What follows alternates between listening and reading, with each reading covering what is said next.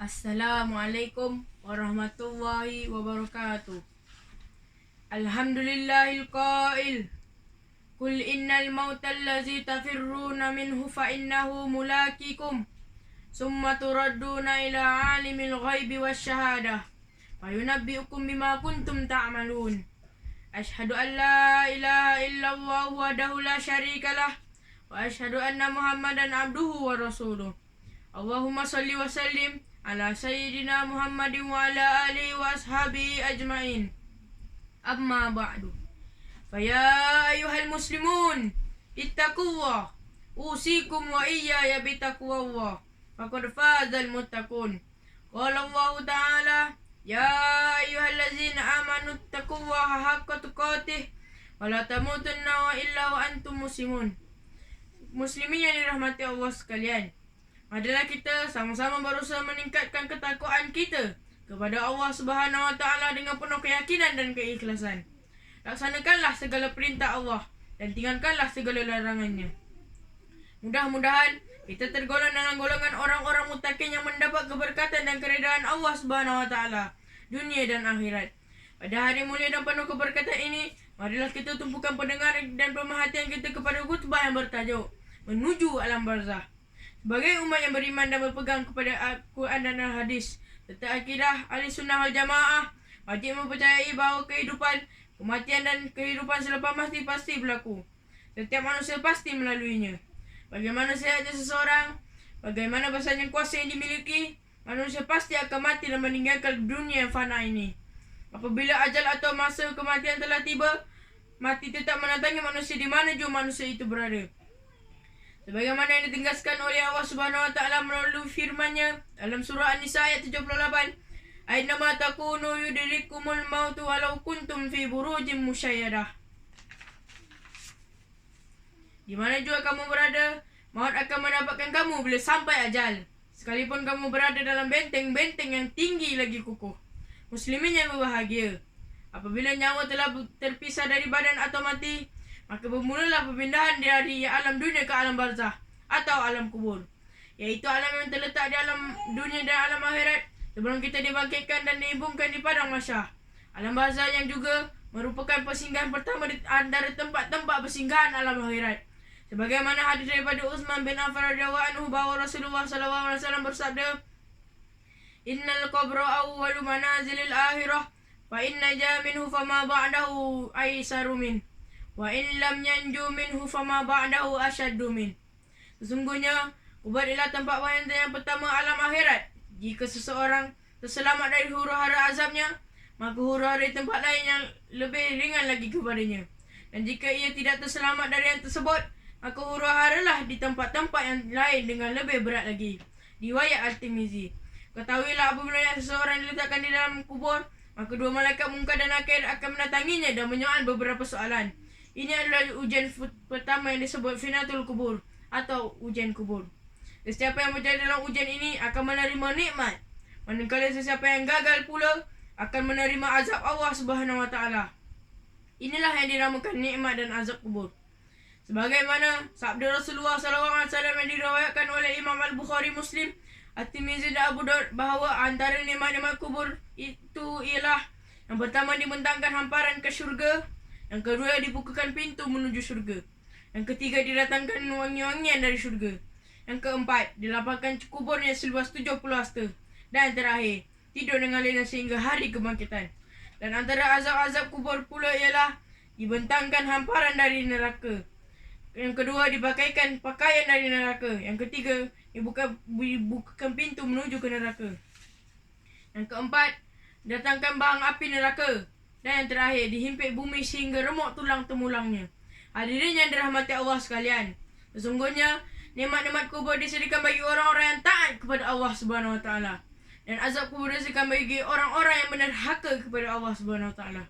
Itu berterusan hingga ke hari akhirat. Ini dijelaskan sebagaimana hadis daripada Ibnu Umar radhiyallahu anhu bahawa Rasulullah sallallahu alaihi wasallam bersabda yang bermaksud, sesungguhnya apabila seseorang itu telah mati, didatangkan padanya pagi dan petang tempat tinggalnya akan datang. Sekiranya si mati itu dari ahli syurga, maka syurgalah yang didedahkan kepadanya untuk ia merasai nikmatnya. Dan jika ia dari ahli neraka, maka nerakalah yang didedahkan kepadanya untuk ia merasai azab sengsaranya. Kemudian dikatakan kepada masing-masing, inilah tempat tinggalmu yang akan engkau dibawa kepadanya pada hari akhirat. Riwayat Al-Bukhari. Hadirin yang dirahmati Allah sekalian, apapun nikmat dan azab di alam barzakh atau alam kubur itu tetap berlaku, dan setiap manusia pasti akan menemuinya. Kita mesti memperbanyakkan amalan-amalan soleh, kerana amal soleh satu-satunya perkara yang kekal bersama kita di alam kubur nanti. Hadis daripada Anas bin Malik radhiyallahu anhu bahawa Rasulullah SAW bersabda yang bermaksud, 3 perkara yang akan mengikuti orang mati ke kuburnya, kemudian dua daripadanya akan balik dan tinggal satu bersama-samanya. Yang akan mengikuti yang ke kubur ialah keluarga, harta dan amal. Keluarga dan harta akan balik dan tinggallah amal bersama-sama dengannya. Riwayat Al-Bukhari. Sewajarnya kita tingkatkan kesedaran dan keinsafan di dalam jiwa kita bahawa kita semua akan mati dan tinggal di alam barzakh atau alam kubur. Jadikanlah apa yang telah berlaku kepada rakan-rakan dan saudara-saudara kita yang telah meninggal dunia sebagai suatu peringatan, pengajaran dan keinsafan bagi kita, supaya segera membuat persiapan diri dan menyediakan bekalan amal soleh secukupnya bagi menghadapi kematian yang akan mendatang. Sedarlah bahawa alam barzakh sentiasa membuka pintunya dan menanti serta mengalu-alukan kedatangan kita. A'udzubillahi minasyaitonirrajim. An-naru yu'raduna 'alaiha ghuduwwan wa 'ashiyya. Wa yawma taqumus sa'atu adkhilu ala fir'auna asyaddal 'azab. Mereka didedahkan kepada bahang api neraka pada waktu pagi dan petang, semasa mereka dalam alam barzakh, dan pada hari berlakunya kiamat diperintahkan kepada malaikat, masukkanlah Fir'aun dan pengikut-pengikutnya ke dalam azab seksa api neraka yang seberat-beratnya. Ghafir ayat 46. Barakallahu li wa lakum fil Qur'anil azim wa nafa'ani wa iyyakum bima fihi minal ayati wa zikril hakim wa taqabbala minni wa minkum tilawatah innahu huwas samiul alim. Aqulu qawli hadza wa astaghfirullahal azim li wa lakum wa lisairil muslimina wal muslimat fastaghfiru innahu huwal ghafurur rahim.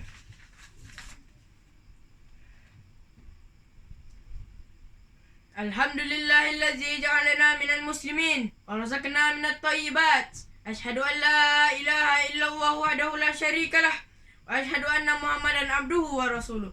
Allahumma salli wa sallim wa barik ala sayyidina Muhammadin wa ala alihi wa sahbihi wa man tabi'ahum bi ihsan ila yaumiddin.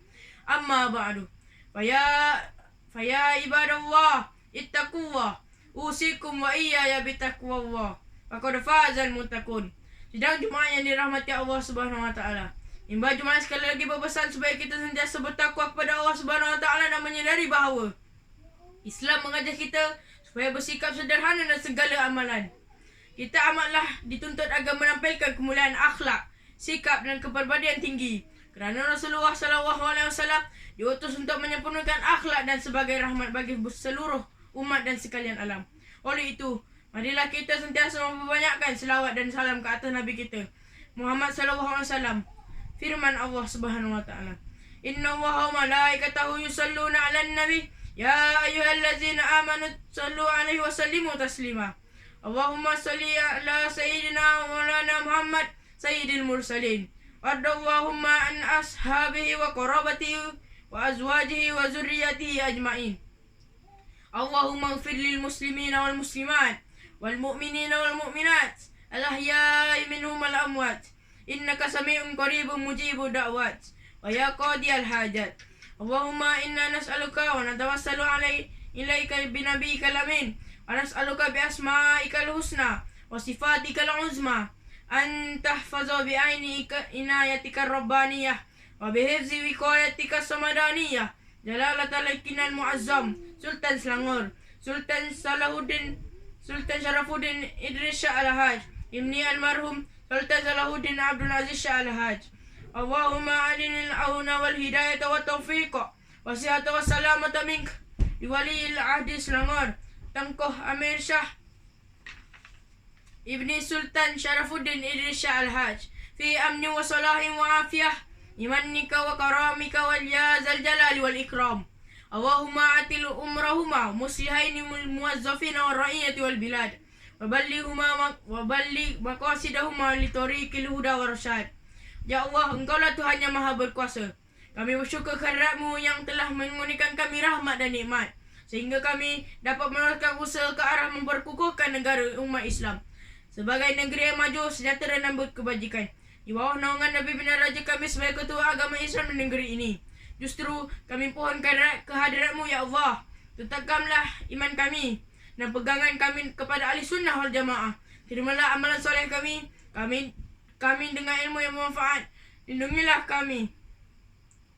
Satukanlah hati-hati kami. Kurniakanlah kami rezeki yang luar lagi barakah. Kaitkanlah kami dengan ilmu yang bermanfaat. Lindungilah kami dari bala bencana. Dan peliharalah kami dari ajaran sesat seperti Syiah, Qadiani dan lain-lain ajaran yang difatwakan menyeleweng dari ajaran Islam atau bertentangan dengan pegangan ahli sunnah wal jamaah. Ya Allah, bukakanlah hati kami untuk mendirikan solat fardu 5 waktu, menunaikan zakat melalui lembaga zakat Selangor, mewakaf dan menginfakkan harta melalui Perbadanan Wakaf Selangor, dan tabung amanah pembangunan Islam Selangor. Rabbana hab lana min azwajina wa zurriyyatina qurrata a'yunin waj'alna lil muttaqina imama.